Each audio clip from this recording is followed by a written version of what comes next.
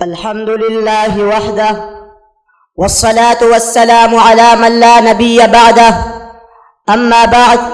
فأعوذ بالله من الشيطان الرجيم بسم الله الرحمن الرحيم لقد من الله على المؤمنين إذ بعث فيهم رسولا من أنفسهم صدق الله العظيم وقال النبي صلى الله عليه وسلم كنت نبيا وآدم بين الماء والطين او کما قال صلی اللہ علیہ وسلم۔ حضور آئے تو سر آفرینش پا گئی دنیا، حضور آئے تو سر آفرینش پا گئی دنیا، اندھیروں سے نکل کر روشنی میں آ گئی دنیا، بجھے چہروں کا زنگ اترا ستے چہروں پہ نور آیا، حضور آئے تو انسانوں کو جینے کا شعور آیا۔ واجب الاحترام معزز سامعین، محترم اساتذہ کرام اور میرے بھائیو دوستو، السلام علیکم ورحمۃ اللہ وبرکاتہ۔ آج میں آپ حضرات کے سامنے جس موضوع پر لب گشائی کرنے کی جسارت کرنا چاہتا ہوں وہ حضور صلی اللہ علیہ وسلم کی آمد مسعود ہے۔ سامعین محترم، تاریخ عراق پلٹیے اور دیکھیے، اس دنیا میں حضور صلی اللہ علیہ وسلم کی آمد سے قبل کیا تھا؟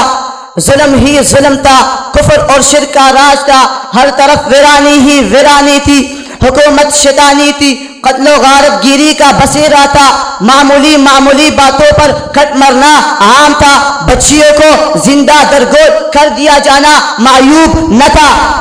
عورت حیوانوں کی سی زندگی بسر کرنے پر مجبور تھی، ہر ایک کا الگ الگ خدا تھا، جس کا لاٹھی اس کا بحث کا قانون نافذ تھا، الغرض انسانیت تباہی و بربادی کے آخری دہانے پر پہنچ چکی تھی۔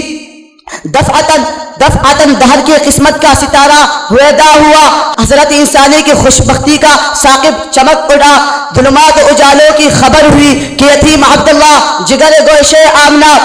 شاہنشاہ کنیز صلی اللہ علیہ وسلم بروز پیر نو رب الاول سنہ عام الفیل بمطابق 22 اپریل 531 عیسوی کو عالم قدس سے عالم امکان میں بے بصر کو بابصر کرنے کے لیے، بے نظر کو با نظر کرنے کے لیے، مردہ دلوں کو حیات جاویدانی دینے کے لیے، سینکڑوں ہزاروں پجاریوں کو ایک در پر جگانے کے لیے، ملکوں کی دوری، اقوام کی بیگانگی، اختلاف الوان اور تفریق زبان مٹانے کے لیے سب کے زبانوں پر ایک ہی کلمہ لا الہ الا اللہ محمد الرسول اللہ جاری کرنے کے لیے قافل نبوت آخری مقتدا، قصر نبوت کی آخری مقتدا اور قصر نبوت کی آخری ستون بن کر تشریف لے آئے۔ سامعین محترم، آئیے میں آپ کو حروف تہجی کی زبانی میرے آقا نور مجسم فخر دو عالم صلی اللہ علیہ وسلم کی آمد مسعود کا ایک نرالی شان سناؤ۔ چنانچہ معلم کائنات صلی اللہ علیہ وسلم کی آمد پر الف نے کہا اللہ کا رسول آ رہا ہے، بے نے کہا بانی اسلام آ رہا ہے، تا نے کہا تاجدار مدینہ آ رہا ہے، تا نے کہا ثروت والا آ رہا ہے، جم نے کہا جلیل القدر آ رہا ہے، ہا نے کہا حبیب خدا آ رہا ہے، خا نے کہا خاتم النبیین آ رہا ہے، دال نے کہا دو جہاں کا والی آ رہا ہے، زال نے کہا ذالک الکتاب کہنے والا آ رہا ہے،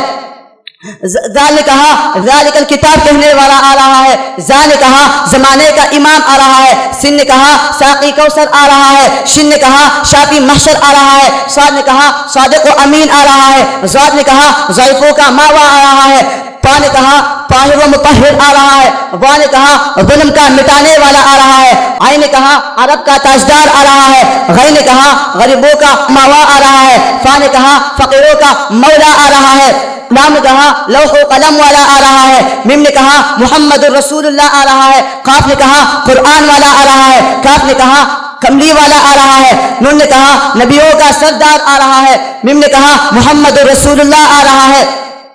اور وہ نے کہا والضحیٰ آ رہا ہے، ہاں نے کہا ہادی برحق آ رہا ہے، اور یا پکار اٹھا ایکتا اور انوکھی شان والا آ رہا ہے۔ شاعر کہتا ہے کہ ارباب نظر کو کوئی ایسا نہ ملے گا، ارباب نظر کو کوئی ایسا نہ ملے گا، بندے تو مل جائیں گے مولا نہ ملے گا، تاریخ اگر ڈھونڈے ثانی محمد، ثانی تو بڑی چیز ہے سایہ نہ ملے گا، وما علینا الا البلاغ المبین۔